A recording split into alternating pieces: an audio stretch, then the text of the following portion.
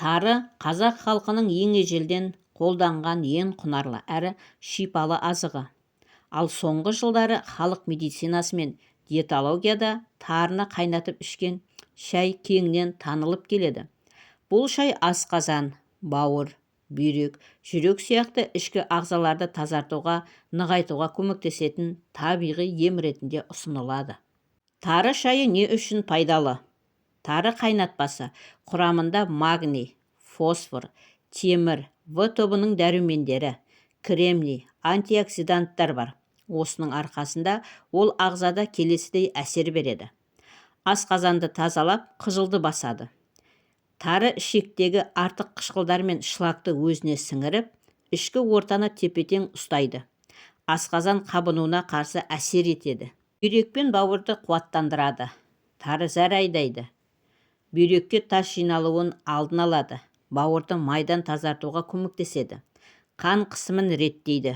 Құрамындағы магний қан тамырларын кеңейтіп, қан айналымын жақсартады. Жүрекке пайдалы калий мен магний жүрек бұлшық етін қоректендіріп, жүрек соғысын бір қалыпты етеді. Ісік пен артық сұйықтықты шығарады. Әсіресе денеде ісік байқалса, тары шайы ағзадан артық суды шығарып, ісінуді басады, қантты қалыпқа келтіреді. Тары гликемиялық индексі төмен болғандықтан, қандағы қант деңгейін тұрақтандыруға көмектеседі. Қалай дайындайды? Бір ас қасық жуылған тарыны бір стақан суға салып, 15 минуттай баяу отта қайнатады. Сосын үстін жауып 10 минуттай тұндырады. Шайда құйып, жылы күйінде ішеді. Күніне бір не 2 рет ішу жеткілікті. Ескерту: тары шайы ем ретінде ішілетін болса, 1-2 апта үзбей ішу керек. Қантсыз ішкен дұрыс. Бүйрек ауруы немесе асқазан ішек жарасы бар адамдарға дәрігермен кеңесіп қолдану ұсынылады.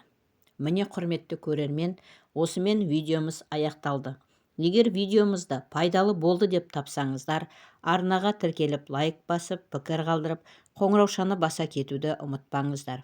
Сіздердің әрбір оп-оңай қолдауларыңыз біз үшін өте маңызды. Келесі видеода кездескенше аман сау болыңыздар. Дендеріңіз сау болсын, ақпаратымыз пайдаларыңызға жарасын.